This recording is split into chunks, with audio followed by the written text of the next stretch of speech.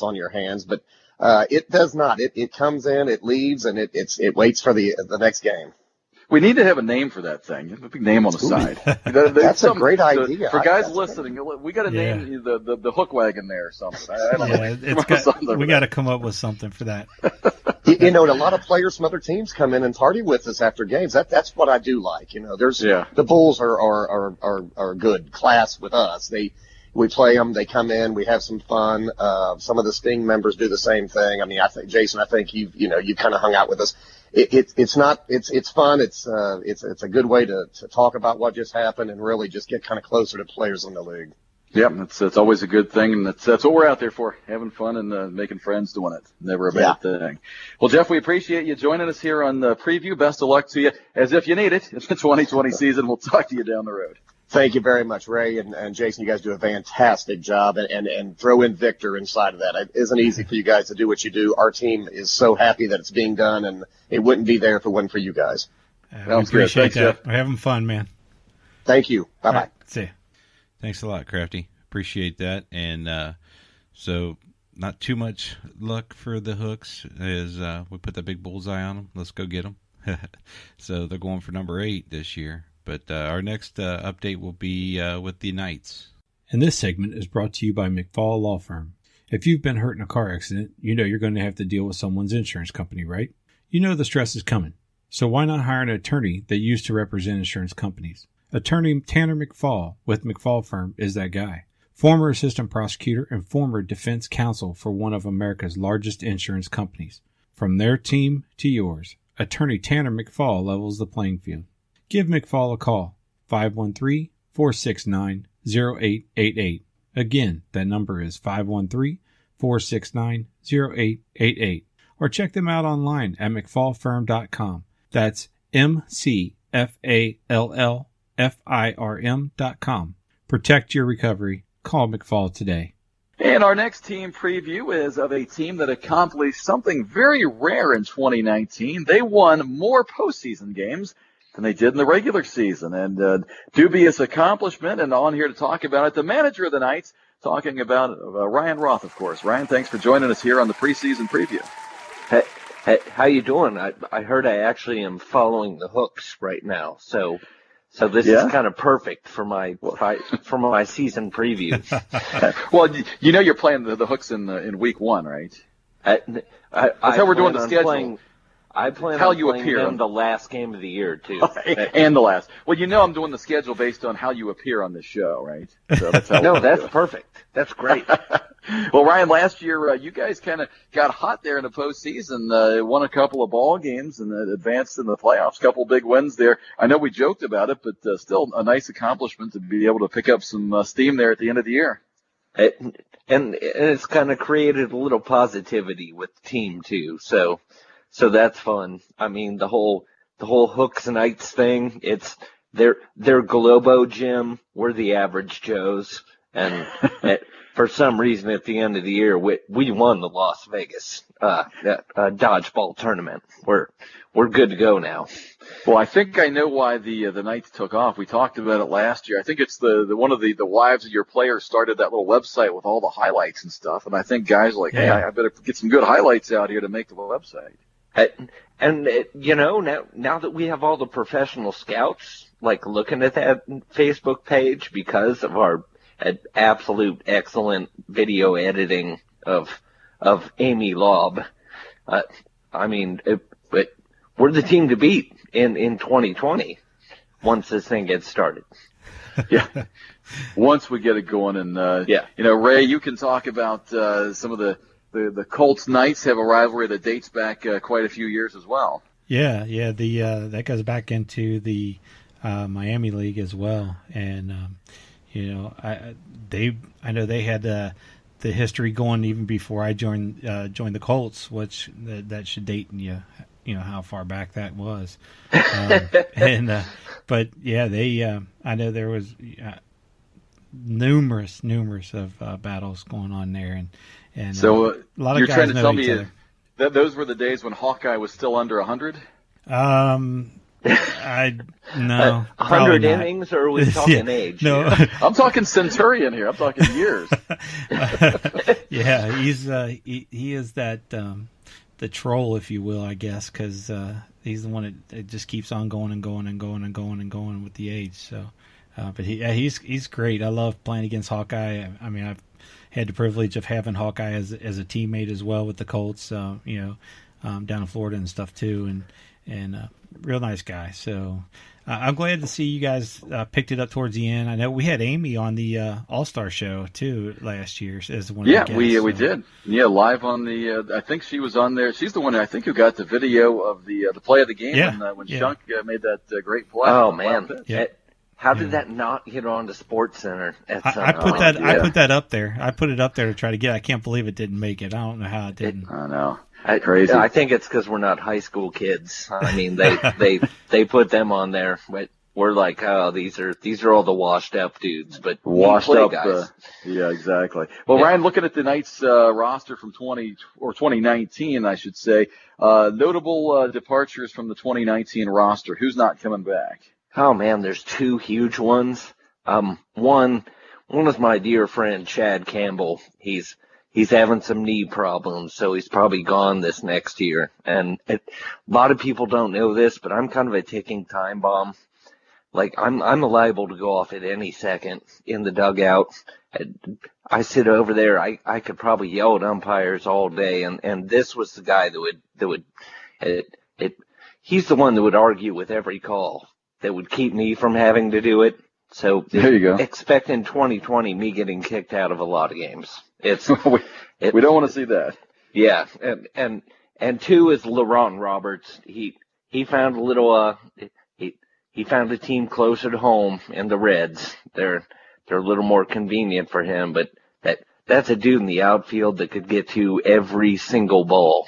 But I'm jealous of that guy's speed, and he'd also be there 2 hours before every game. So I remember opening up Sycamore one day, and he beat me to I'm usually the first guy there. I'm like, what the heck? Who's already sitting out here on the bench? So yeah, it's always nice to see that type of dedication. So you lose Roberts. It looks like probably Campbell to injuries. What type of additions can we expect from the Knights here in 2020?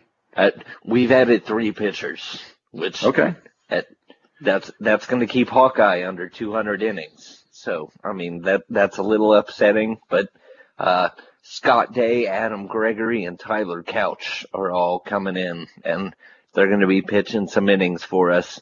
And Brian Bradburn finally turned 27. So so Bradburn's in his 3rd year. First couple of years couldn't pitch, but he's probably excited to be able to get out there and take the bump this year.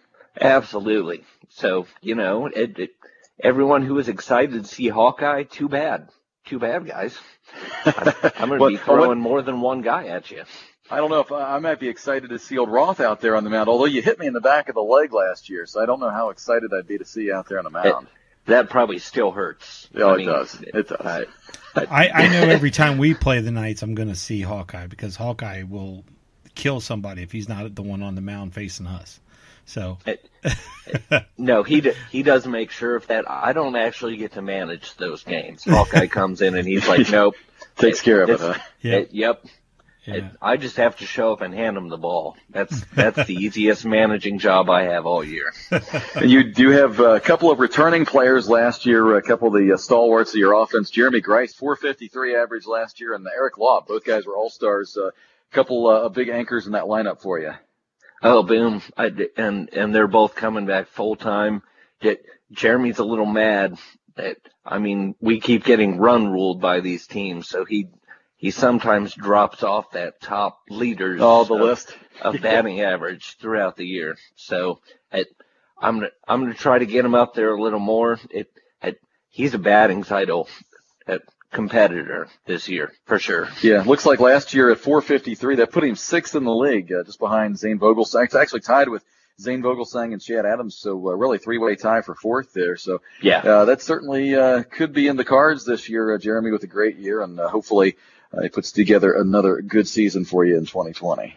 If not, then we'll just trade him mid-season, and we'll get like 9 really good prospects for him. That's right. Trade him and rebuild, right? Absolutely. I mean, no offense, Jeremy. Don't. I'm scared now. He's going to hurt me once I'm allowed to leave the house again. Yeah. Well, maybe it's a good thing we're all under quarantine. Yeah. Well, Ryan, we appreciate you previewing the 2020 Knights with us. Best of luck to you here in the 2020 season, and hopefully I'll see you out on the bump this year. I can get my revenge on you. Maybe in the over 40 league. I don't know about these 25-year-old kids. That's true. That's true. They're starting to hit my 35-mile-an-hour fastball a little better than most guys. Maybe you need to dial it back to 25. Then there's no way they're going to touch it. Get the lollipop. Then I can strike you out twice, Jason. No comment. We didn't mention that, did we? Oh, we just did. Okay. I don't remember that. All right. Short-term memory.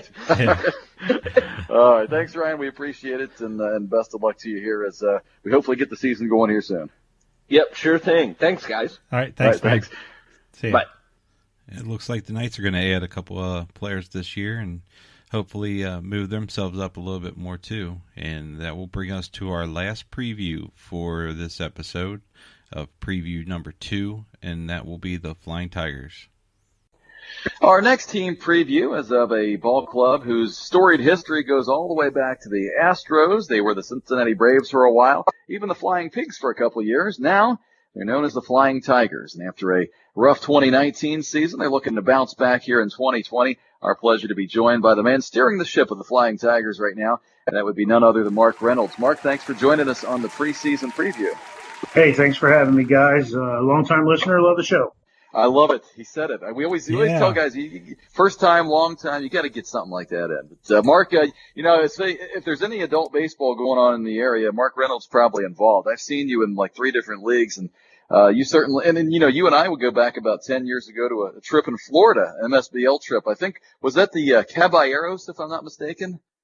With Miguel? I believe that was we went down. Yeah, it was right. Columbus Reds. Correct. Yeah, it was with the Reds, and we had, who was that guy? Brooksy out there, and, of course, Miguel, who now plays in our league, and, quite a few guys. So go back a long ways, but, you've certainly, made the rounds. Why don't you tell us how you ended up on the Flying Tigers?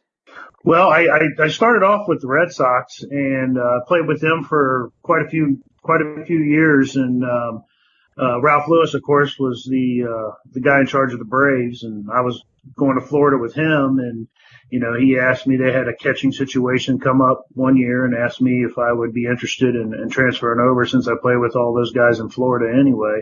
So, and that's what I did. That was probably in 2010, I think it was, 2011, somewhere around in that area. Okay, and then eventually you hang around long enough, and Oaks and Baylog and company put it in your lap, huh? Yeah, we had with Mike Baylog, moving out of town and everything, it was going to be a little harder for him to maintain control of everything that needed to be done and travel to the game. So, right. Yeah, I was kind of volunteered to take over because, we had we were trying to get in a lot of newer guys that I knew, and the older guys as the veterans on the team, so they thought I would be the good fit to gel those 2 different types of environments together. Unfortunately, we had a lot of the guys that were supposed to come over, had family events and things like that and just couldn't commit. So, and this year, we picked up some young arms, so we'll see how it goes. It's going to be another year of questions. I won't know until we get started. Yeah, you just never know. And I always say this about your team because you guys bumped us off a couple of years ago. Never comfortable playing you guys. You just never know. It's when the right guys show up, it's such a tough lineup. You got the veterans like Deloy is always tough to get out. Oaks, it seems like whenever we play Chris Arnold, he dumps a couple of hits in there on us. It's and you got a couple of guys you added last year. Matt Coyle had a good first year for you, and a young guy, Sam Timmerman. Will he be able to pitch this year? Yeah, he will be eligible to pitch this year. And we've got a couple other arms that's coming in behind Sam, and I'm really excited about our pitching this year. Let's just hope we can score some runs behind those guys. Yeah, and you have plenty of guys out there with a lot of experience in the league. Some of the guys we mentioned, of course, I forgot to mention Baylog has been there seemingly forever. Any departures from that 2019 roster, the notable departures?